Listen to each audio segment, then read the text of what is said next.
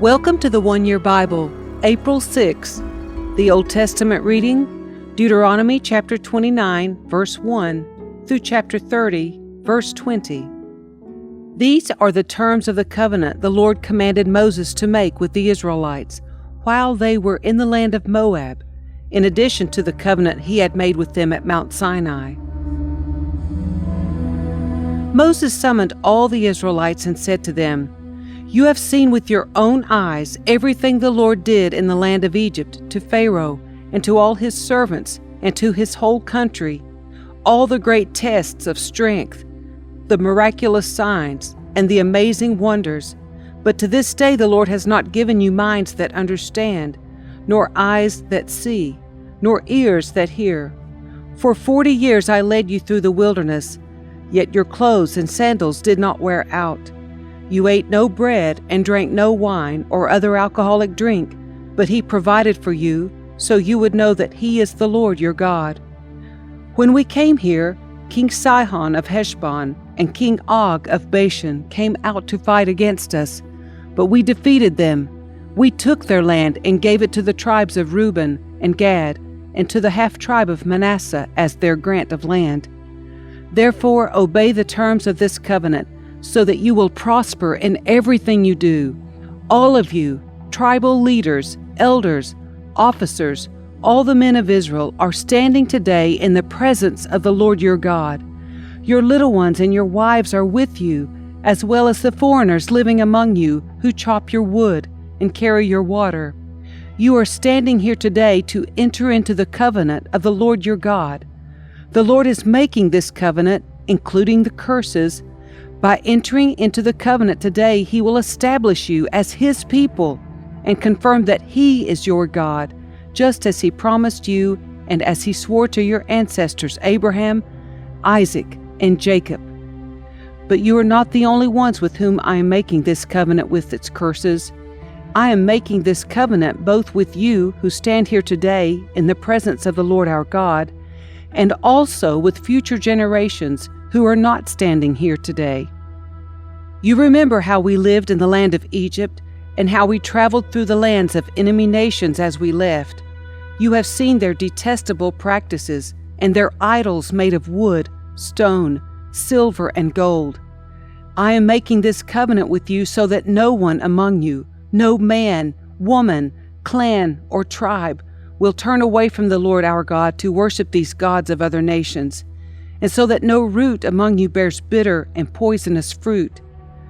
Those who hear the warnings of this curse should not congratulate themselves, thinking, "I am safe, even though I am following the desires of my own stubborn heart." This would lead to utter ruin. The Lord will never pardon such people. Instead, his anger and jealousy will burn against them. All the curses written in this book will come down on them, and the Lord will erase their names from under heaven. The Lord will separate them from all the tribes of Israel to pour out on them all the curses of the covenant recorded in this book of instruction. Then the generations to come, both your own descendants and the foreigners who come from distant lands, will see the devastation of the land and the diseases the Lord inflicts on it. They will exclaim, "The whole land is devastated by sulfur and salt. It is a wasteland with nothing planted and nothing growing, not even a blade of grass. It is like the cities of Sodom and Gomorrah, Admah and Zeboim, which the Lord destroyed in his intense anger." And all the surrounding nations will ask, "Why has the Lord done this to this land? Why was he so angry?" And the answer will be, "This happened because the people of the land abandoned the covenant that the Lord, the God of their ancestors, made with them when he brought them out of the land of Egypt.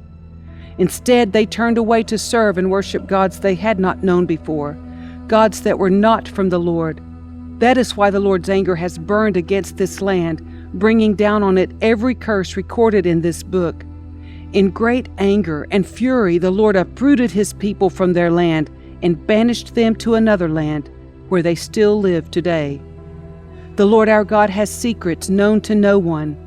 We are not accountable for them, but we and our children are accountable forever for all that he has revealed to us, so that we may obey all the terms of these instructions. In the future, when you experience all these blessings and curses I have listed for you, and when you are living among the nations to which the Lord your God has exiled you, take to heart all these instructions. If at that time you and your children return to the Lord your God, and if you obey with all your heart and all your soul all the commands I have given you today, then the Lord your God will restore your fortunes. He will have mercy on you and gather you back from all the nations where He has scattered you. Even though you are banished to the ends of the earth, the Lord your God will gather you from there and bring you back again. The Lord your God will return you to the land that belonged to your ancestors, and you will possess that land again. Then He will make you even more prosperous and numerous than your ancestors. The Lord your God will change your heart and the hearts of all your descendants, so that you will love Him with all your heart and soul, and so you may live. The Lord your God will inflict all these curses on your enemies and on those who hate and persecute you. Then you will again obey the Lord and keep all His commands that I am giving you today. The Lord your God will then make you successful in everything you do. He will give you many children and numerous livestock, and He will cause your fields to produce abundant harvests, for the Lord will again delight in being good to you, as He was to your ancestors. The Lord your God will delight in you if you obey His voice and keep the commands and decrees written in this book of instruction, and if you turn to the Lord your God with all your heart and soul. This command I am giving you today is not too difficult for you, and it is not beyond your reach. It is not kept in heaven so distant that you must ask, "Who will go up to heaven and bring it down so we can hear it and obey?" It is not kept beyond the sea so far away that you must ask, "Who will cross the sea to bring it to us so we can hear it and obey?" No, the message is very close at hand. It is on your lips and in your heart, so that you can obey it. Now listen, today I'm giving you a choice between life and death, between prosperity and disaster. For I command you this day to love the Lord your God and to keep His commands, decrees, and regulations by walking in His ways. If you do this, you will live and multiply, and the Lord your God will bless you and the land that you are about to enter and occupy. But if your heart turns away and you refuse to listen, and if you are drawn away to serve and worship other gods, then I warn you now that you will certainly be destroyed. You will not live a long, good life in the land you are crossing the Jordan to occupy. Today I have given you the choice between life and death, between blessings and curses. Now I call on heaven and earth to witness the choice you make. Oh, that you would choose life, so that you and your descendants might live. You can make this choice by loving the Lord your God, obeying Him, and committing yourself firmly to Him. This is the key to your life. And if you love and obey the Lord, you will live long in the land the Lord swore to give your ancestors, Abraham, Isaac, and Jacob.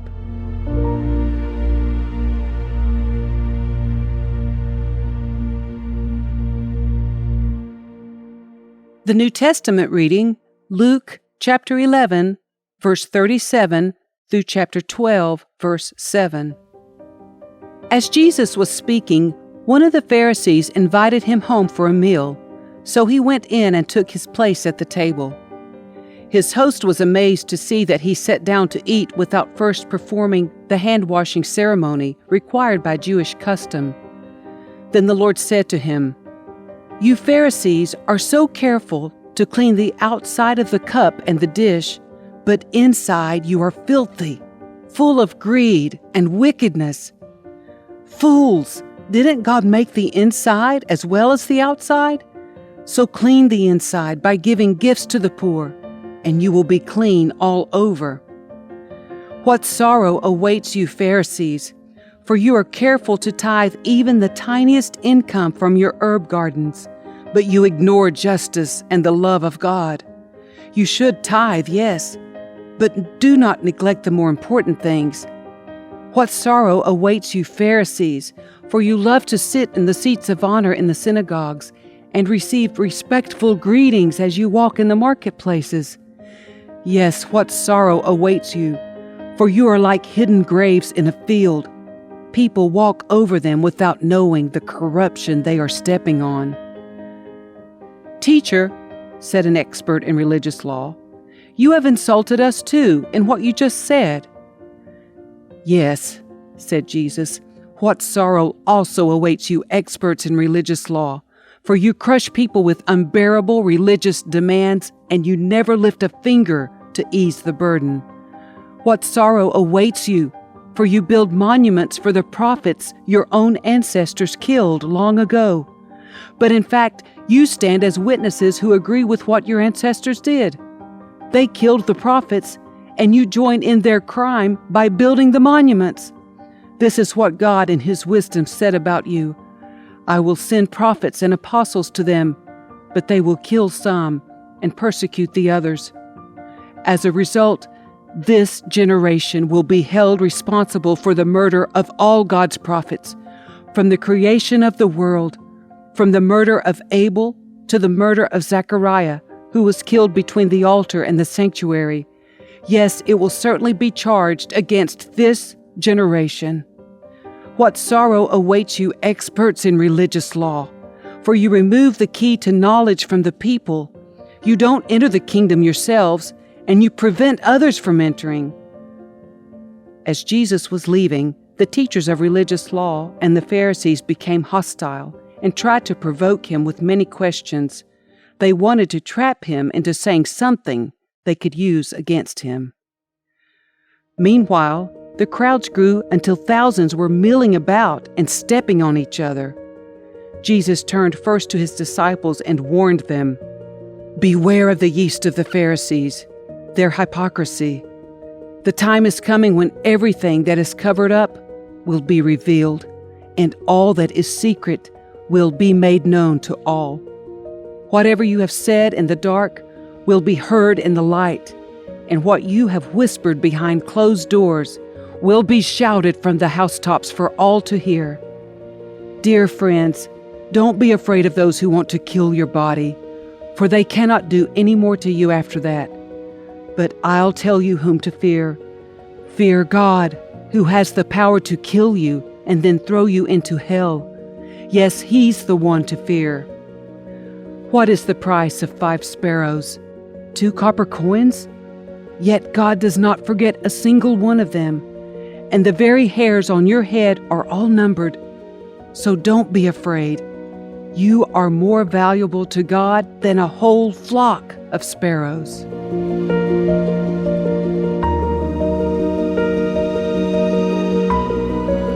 Psalm 78, verses 1 through 31.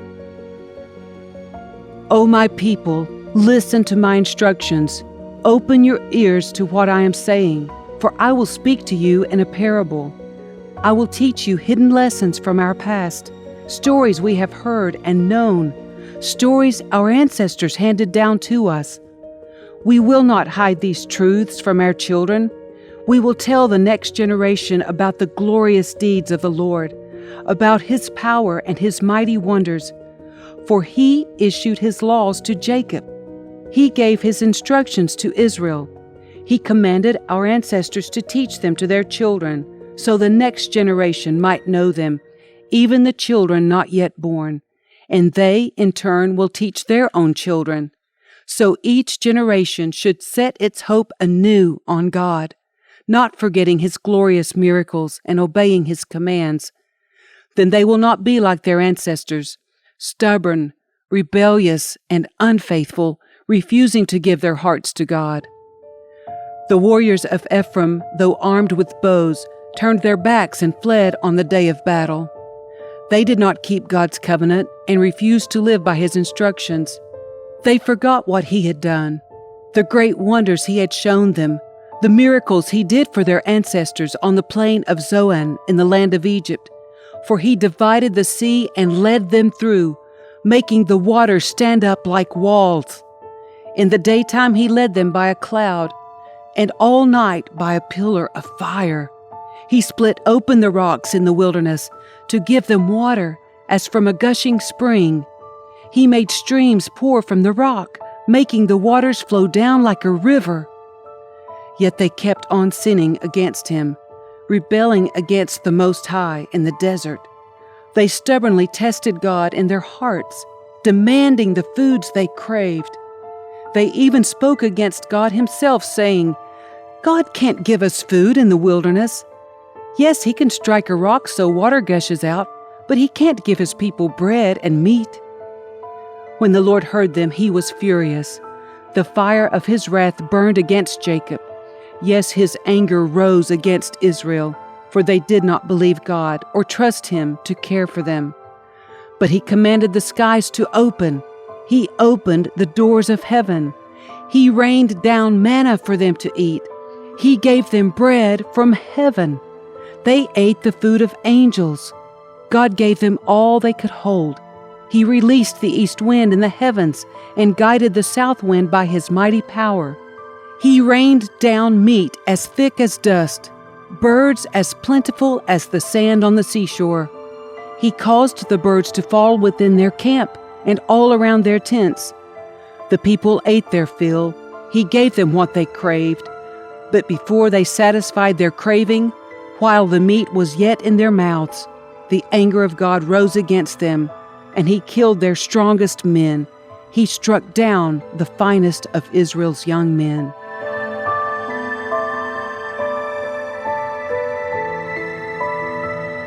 Proverbs 12, verses 19 and 20. Truthful words stand the test of time, but lies are soon exposed. Deceit fills hearts that are plotting evil. Joy fills hearts that are planning peace.